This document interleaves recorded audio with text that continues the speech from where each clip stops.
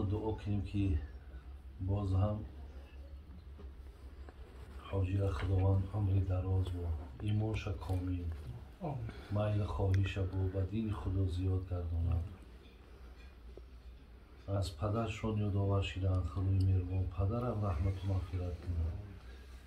جمیع برادرها و فرزندایی که از این اولاد باقی ماندند خدای مهربان همه کنه عمر دراز ایمان کامل خیر دنیا و آخرت نصیب گرداند. آمین. برادرای عزیز و گرامی الله رحمت کنه عزیزای ما را میگه دیرمداری که او صاحب کرم نیست. همین دیدی یه آدم پولداری که سخی نیست. پولداره سخی نیست. گفتی غرمه ما بسیار مرده. دیرمداری که او صاحب کرم نیست اگر 100 گنج دارد محترم نیست. برای چی میگه همه آدمایی که مال دارن لیکن چرا احترام پیدا نمیکنن؟ چرا مثال در دهن بعضی آدمایی که بگه خدا برکت شده چرا در حق امرا میگه پناه میگن؟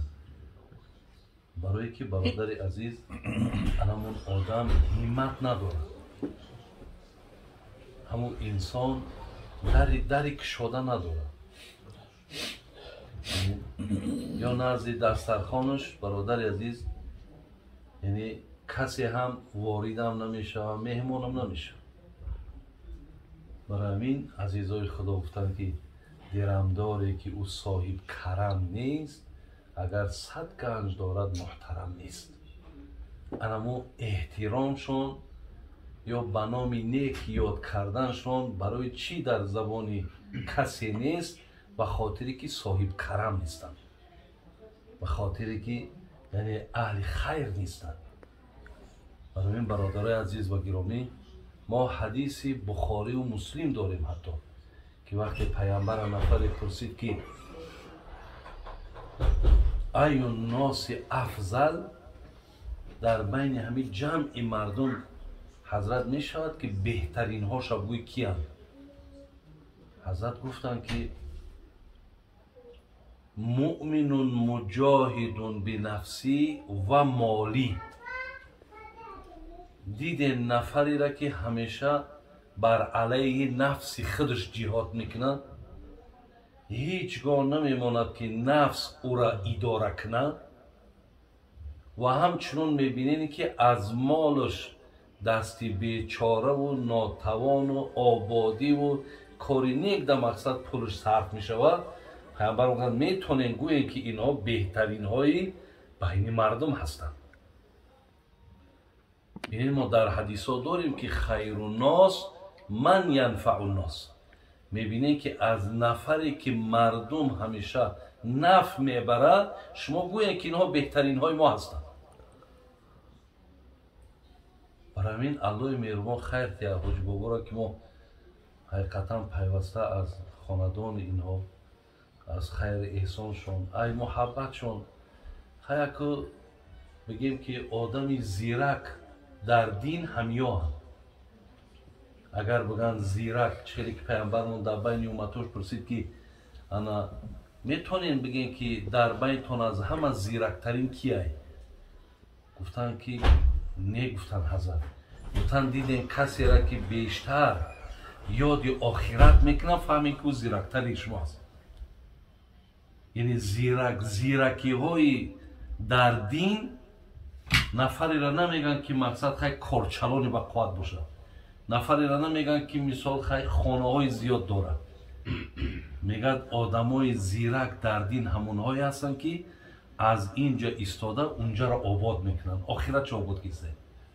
اینها زیرک هم میگن.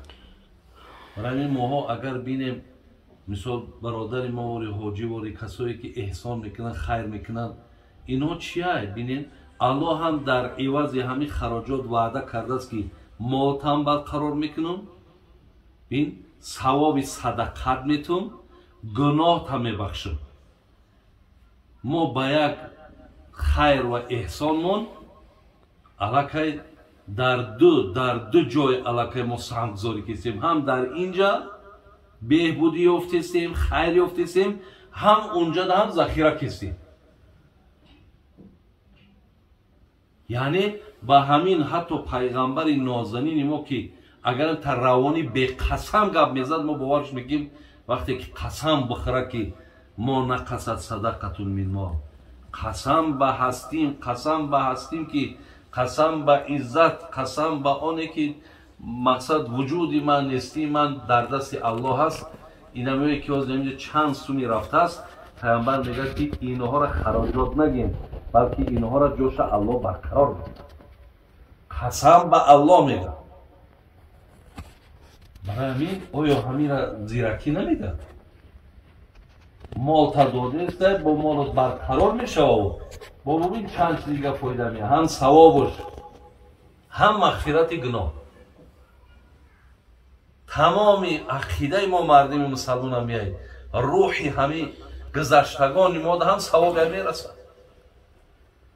روحی پدرم شد، روحی مادرم شد، روحی جمعی گذشتگان این ثواب ها را برده میرسونند. نام قطعی. برای همین الله برکت یا برادر ما را که مقصد انشاءالله انا پیوسته از آب و نانش که فیراد میکند و امثال برادر ما حاجی را هم نفرهایی که البته همین کار را انجام میتن، احسان میکنن، دستگیری میکنن، یعنی همیشه در فکری کاری نیکنن.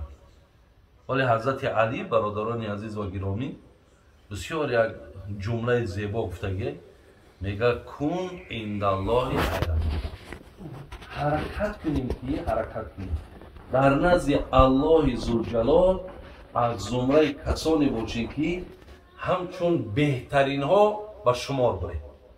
نفری باشین که مقصد همیشه در راست شما همه گمانی نکنن. نباش ای زمره آدمانی که همیشه در راست تو گمانی بد باشه، ای راست تو خطر باشه، خواب باشه یا نفرت باشه. تو از زمره ما نباش میگن. از زمره کسانی باش که همیشه مقصد بدی ندیدن ده. مثال دایم همین خیلی یک چیل بگیم یک زیکی کنن که ای کجا شیدی برادر ما. سیاد مقصد نمی بینیمش او خط یک نشستن در کار یا پیش رفتن در کار. خلاص یک نفری باشیم که همیشه در راست ما گمانی نیک باشه، همیشه ما را بنیکی یاد کنن. برای همین الحمدلله من گمانم همیه که برادر ما هم حاجی از زمره هم نفرهایی هست که خدا خواهد زیان هاشون به کسی نمیرسد، برعکس انشاءالله با نفشون میرسد. نه تنها با مردم، حتی با همین دیارم و با همین وطنم و با همین جا هم خدا خواهد سمهاشون میرسند، بهبودی ها میکنند. علای مهربان ما دعا میکنیم که خدای مهربان عمر درازشون بده، نمازشون با کامل کنه. این برادرای ما اینجا در این حسن بوده است، حسین بوده است. خدای مهربان جمعی برادرای ما را عزت دنیا و آخرت بده.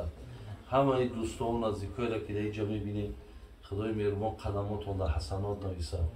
علای مهربان توفیقمون رو با رفیق کنه. چیزی که در حدیث پیامبر گفت بهترین های امت ما همون نفرهای حسن، خداوند ما و شما را از زمره همون بهترین ها گردانه و هیچ وقت نباشیم ای زمره کسی که برادرای عزیز در راستامون میگم که همین دوی بد کنه. نباشیم ای زمره همون کسی که همین اگر یک کسی بگه بسیار ناکس ای، بسیار آدمی بد ای، بسیار آدمی مقصد افلاس ای، خدا ایمی کلمه و همین سخن ها خودمان اداره کنیم که از زمره همون نباشیم. دویم نام ما نگرفتن در یک جا، دویم دیدن مانم تیز همی آدمی خوب میگم برادر عزیز. ولی همون یک حدیثی مشهوره که میگه یک تابوت به پیش پیامبر گذروندن و حضرت گفتن حضرت همین آدم بسیار آدمی خوب بود، بسیار آدمی نیک بود. پیامبر همین گفت که وجبت واجب شید. یک لحظه بعد میگه یک تابوت دیگر گذروندن گفتن حضرت عید آدمی ناکس و عید آدمی مقصد بد کم آدم ایفتن. حضرت گفتن وجبت واجب شید. میگه وقتی پرسیدنش حضرت خوب ده هم وجبت، نیک ده هم وجبت واجب شید، چی گفت؟ گفت شما شاهدهایی در روی زمینی، شما شاهد الله در روی زمینی. اویشا که نه گفتین نه کن، اویشا که بد گفتین بده. شما شاهیدید.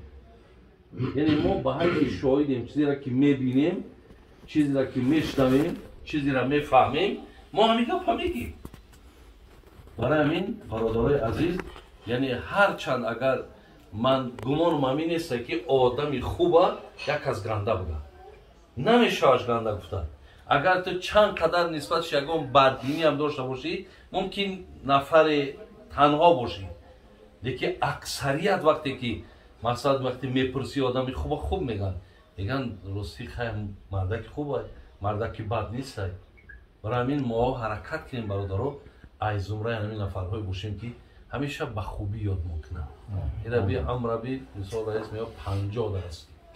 یعنی عمره داخلی یکی از نشانه های آخرت همینه که یعنی وقت تیز میگذره. شاعر میگو با لب جوی نشین دیده عبرت بکشا، حاصل عمر تو چون آب روان میگذره. یعنی چه صورت آبای عمر آدم هم خیلی یک باره فکر کن دامناماز گفت یک زمانی مثالی کودک بودیم و دوید شما سفید شدیم.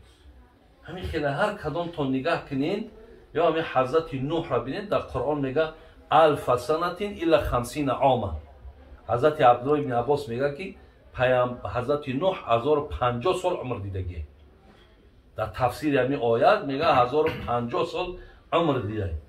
یکی وقتی میپرسش عزرائیل چگونه یافتی این دار دون را که دیدی بزم و چرخ و نیل دون را، چهل یافتی دنیا را، چهل خیر مقصد های همه دا آدمی زیادترین عمر دیدگی توی کو بگو که چی بده دنیا و ما چی دیدیم 50-60 سال. بگفتش یافتم تو چون قصر دودر شدم داخل زیاد خارج دیگه.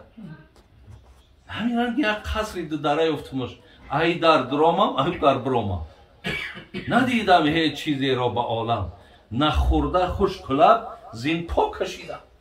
هیچی ندیدم، هیچی نخوردم. ولی دیدن ما و شما میگیم که بعضی همون باور که نمیدونم هیچی هم ندیدیم، چی خوردیم نمیدونم باور که همین را هممون میگیم به خدا. همین حضرت نوح هم همین را گفت. ببین به دستم از گرفتن نیست رنگش.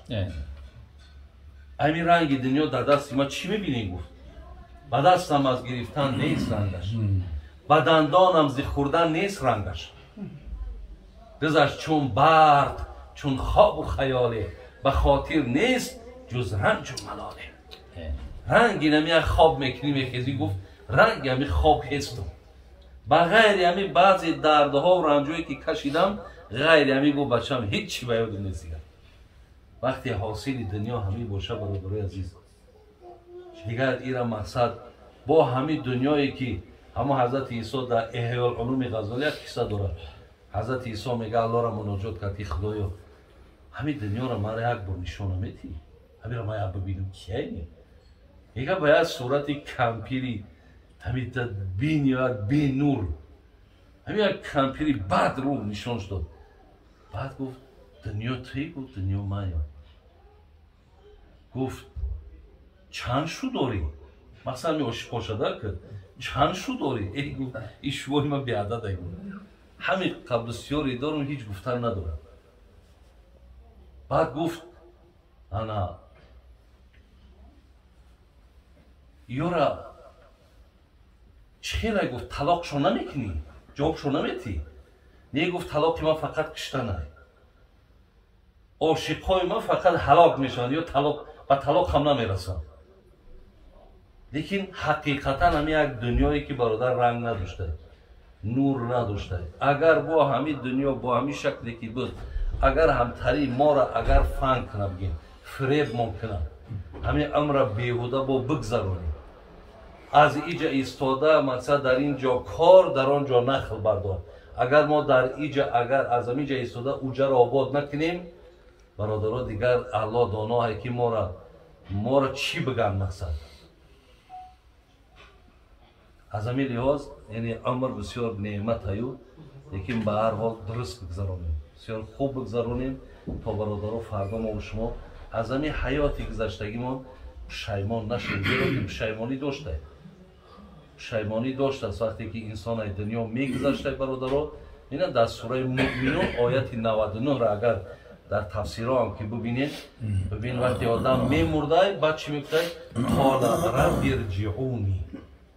الله مهربان وقتی او میگذره که برای تو گذشتن شد او همه چیزا را علور در چشمش نشان داد. وقتی که دید فهمید بعد چی میگه؟ الله مهربان یک بار دیگه دنیا نمیگردونه، یک بار دیگه همین دنیا در بر نمیگردونه. برای چی؟ لعلی اعمال صالح هم فیما ترکت، تا که من اعمال های صالح زیاد کنم، تا که بندگی را به طریق درست کنم، تا که جا اهل تجارت نشم. برای همین برادرای عزیز و گرامی حقیقتا نعمت آمردم انا شکرگزاری شمیه. ولی ببینیم شکرگزاری نمی چی است؟ وقتی که ما در اطرافش پیدا کننده این نعمت پیدا کردیم، شکرگزاری همین نعمت به جا میاد. شکرگزاری امرم همیه که در دوامش بندگی باشد.